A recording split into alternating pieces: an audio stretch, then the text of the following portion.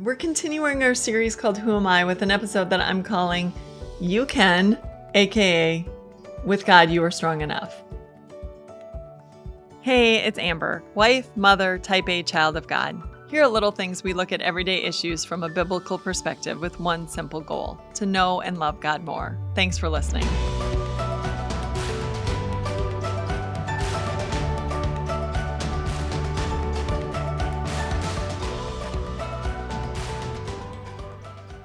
How many times have you either heard or said, I can't do that.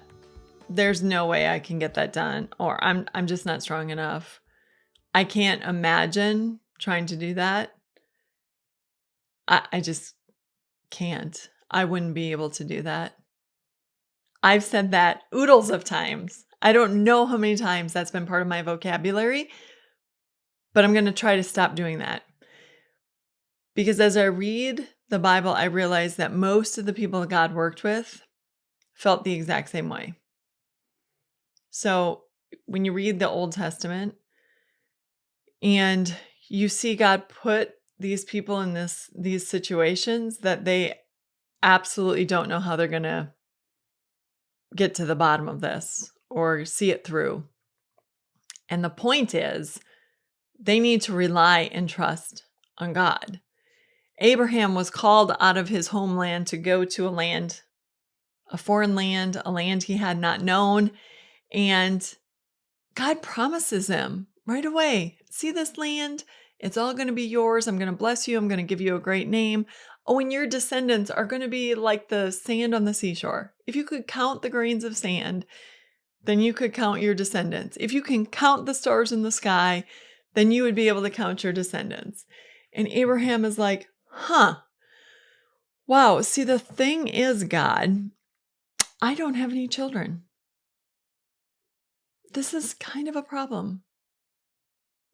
And God says, Abraham, I've got you. Like, it's not going to be a problem. Your servant is not going to inherit your things. You will have a son from your own body. It looked impossible. It looked impossible for Joseph to get out of that prison. And he thought he had a plan.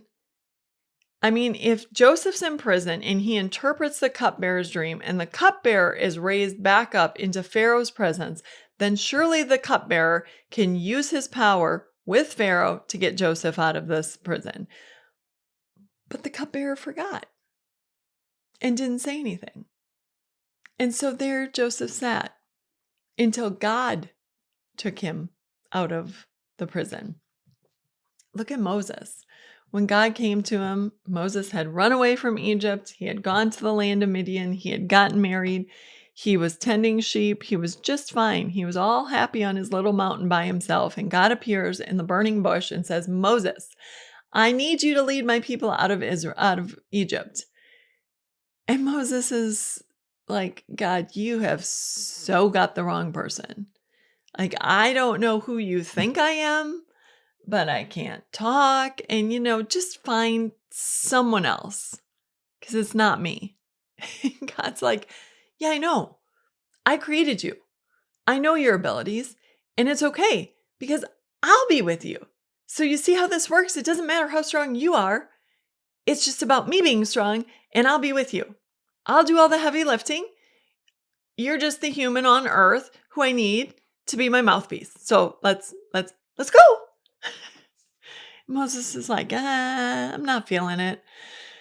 Gideon is probably my favorite example. He's my all-time favorite example. If you haven't read Judges chapter 7 lately, go do that.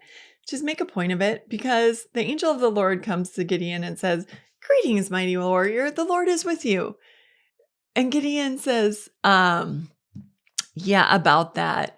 See, I'm not mighty or a warrior. I'm small, and I come from the weakest clan. So I'm a nobody here. And God says, yeah, and I'm going to use you to deliver Israel from the hands of the Midianites. And Gideon's like, yeah, see, I don't know if you heard, but I'm a nobody. God's like, I love to use nobodies. You know how much I love to use nobodies? Gideon tried to muster up a big army, and God's like, what are you doing? I can't have you go with all those people. You'll think that you did this. 300 men, that'll be good.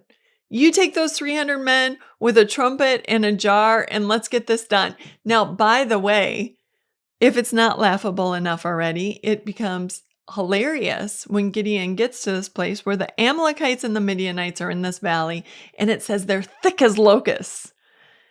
And their camels were as many as the grains of sand on a seashore. So, like, there were just camels and people everywhere. And Gideon has his 300 men and their trumpets and their jars. And you know what happened? When they blew their trumpets and they broke the jars, the Midianites and the Amalekites started destroying each other. And they just stood by and watched. What about the walls of Jericho?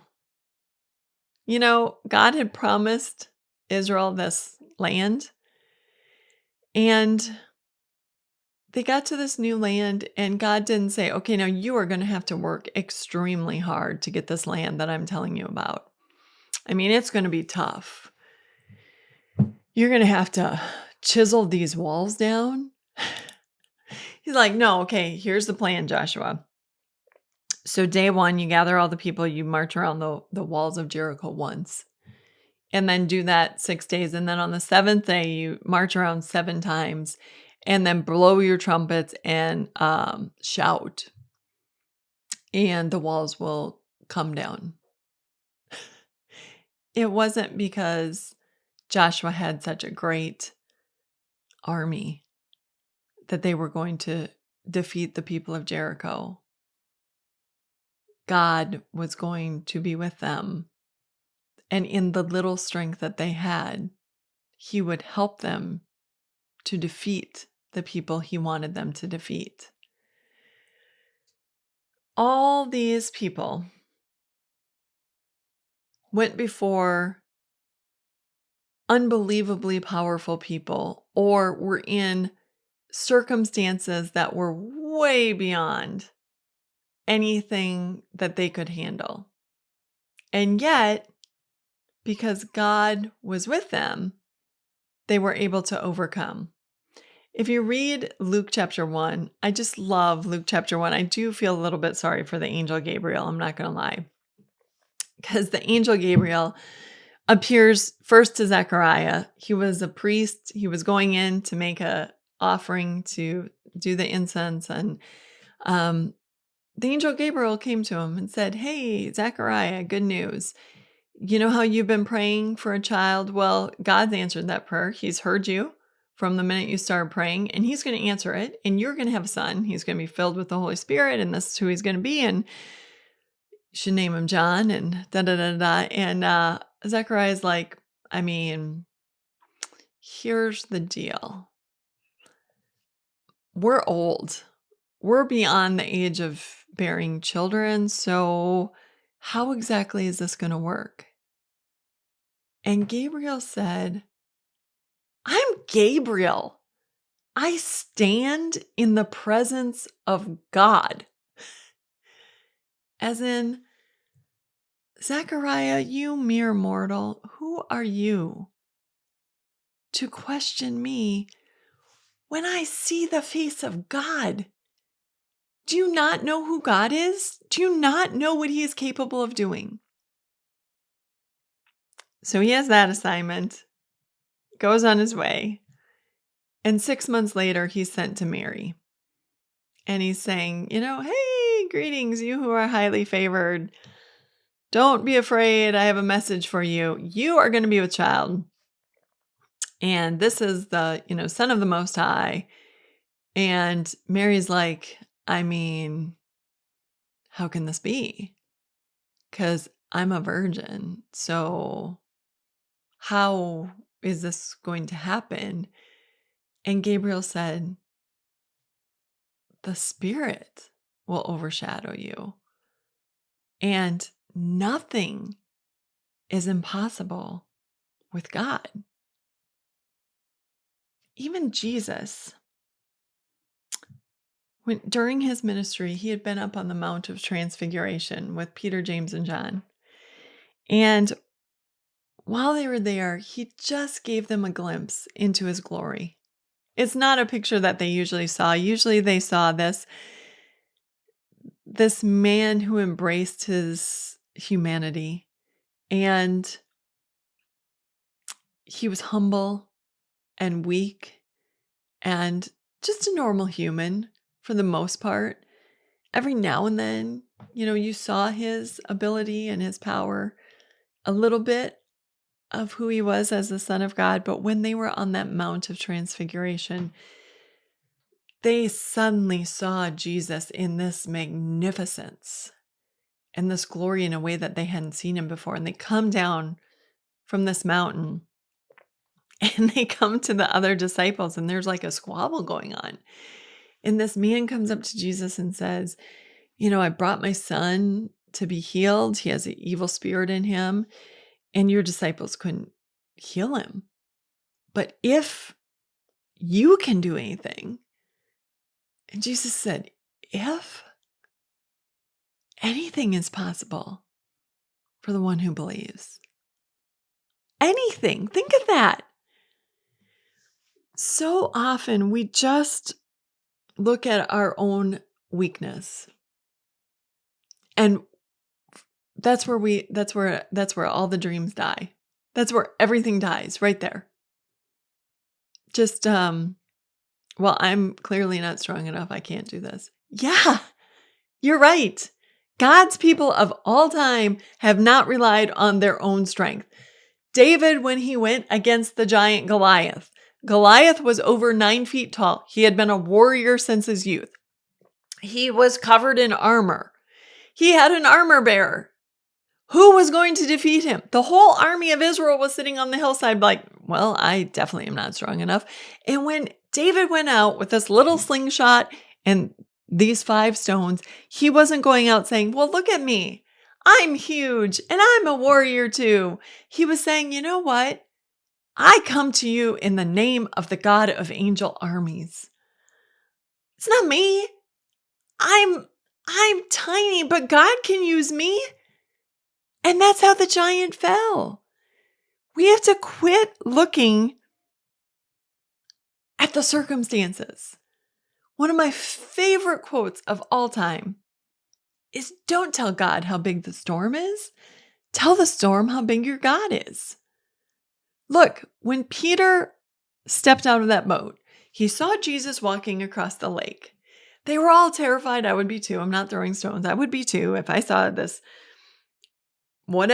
figure coming to me on the lake at night. I'd be like, and Jesus said, do not fear, it is I. And Peter said, Lord, if that's you, let me walk to you. And Jesus said, come. Jesus didn't say, Peter, you can't walk on water. What are you thinking? Only I can walk on water. You are too weak, my man. Get in that boat and hang on for dear life. Jesus said, come on out.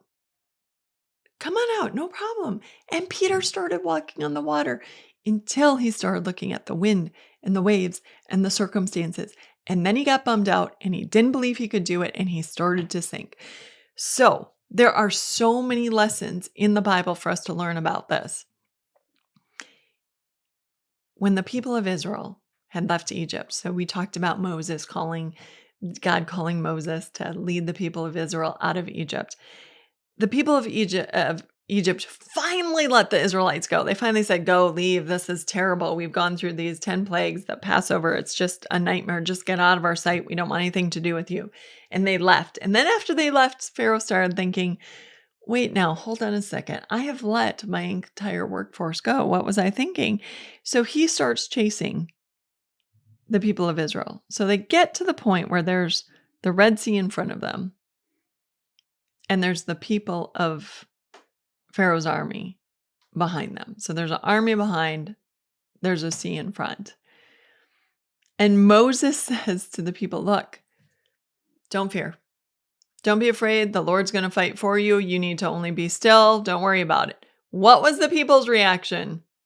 They were saying, were there not enough graves in Egypt? Is that why you brought us out here? We can't do this. And they were right. They can't. But that's where they grumbled. We can't. And you see that all throughout the Old Testament in their journey.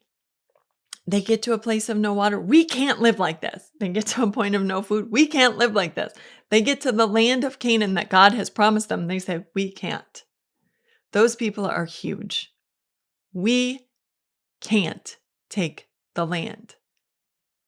And even though God over and over and over and over again in their lives showed them, I'll part the sea.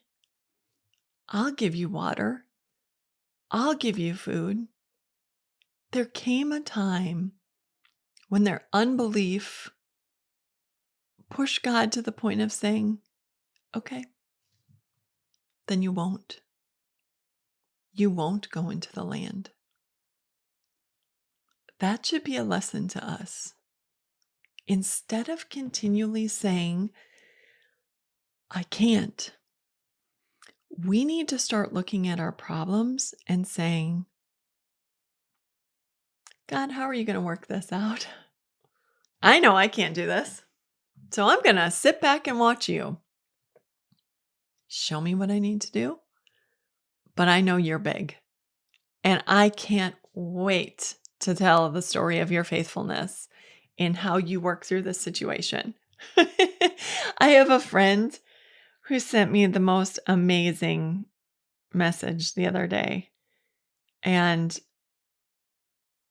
basically just saying, I can't wait to see how God's going to work in this situation. And then she sent the popcorn emoji.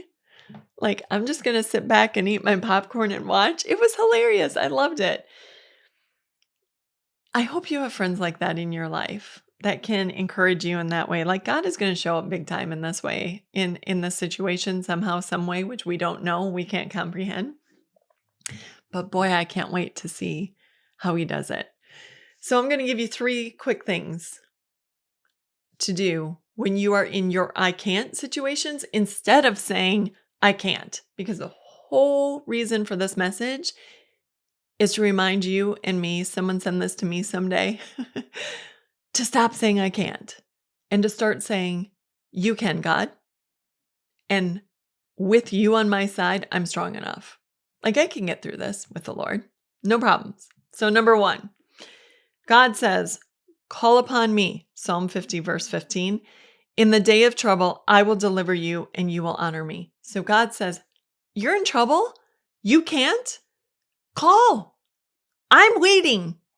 So first things first, we need to make sure we're going to God in prayer. Call upon me. God says that. It's a command. He's waiting. He's not asleep. He is not unwilling. He's not unable. Will he answer our prayers in the way we think, in the timing that we think? Maybe, maybe not. Joseph wanted to get out of prison 2 years before God got him out of prison. That's the way it goes. Abraham would have had a son year 1 instead of 25. Call upon the Lord and get him involved in the situation. That's our first step. Number 2, take a step. Do one thing. So start moving in the right direction. Even if you can't see how this is going to go, start doing something. Noah started building a boat. Now, I don't know much about Noah. We're not given much about Noah, but I'm guessing when God said, okay, I'm going to destroy the world, I need you to build a boat. And it needs to house all the animals.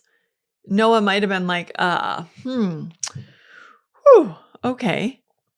I don't totally understand. How could he have? He hadn't lived through it before. But he started building. Take a step. I love how Moses is standing on the edge of the Red Sea with Pharaoh's army behind him. And he's giving this lecture to the people who are saying, like, we're all going to die. And he's like, have faith. God's got this. Like, you need to just be still. God will take care of it. You know what God's response was? He said, get going. You need to move. So Moses is telling the people, God's got this. And God's like, why are you standing there? Move. Take a step, Moses. Like, get in the sea. Let's go. Part the sea. I'm giving you the power and move. Do what I'm asking you to do. Esther had to go to the king. God moved the king's heart, but Esther had to get the courage up to go to the king. The Israelites had to march around that wall of Jericho. Gideon and those 300 men had to show up. They weren't going to fight. They weren't going to do the fighting. They weren't going to be the ones, whatever, but they showed up. So after you've called upon God, take the step in the right direction, whatever that may mean. And every situation will be different. But if you're asking God for a job when you're out of work, then start filling out applications. Start networking, asking people if they know of any job openings or what have you. If you're hoping to do a ministry, start doing some research. How do I do a mom's ministry? What does a prayer group look like? Start asking people, do you have a good Sunday school curriculum? What's worked in your Sunday school? Get together with coffee with other people, or ask other people, who leads the Sunday school in your church, or start taking steps. So after you've prayed, start taking steps. Now, number 3,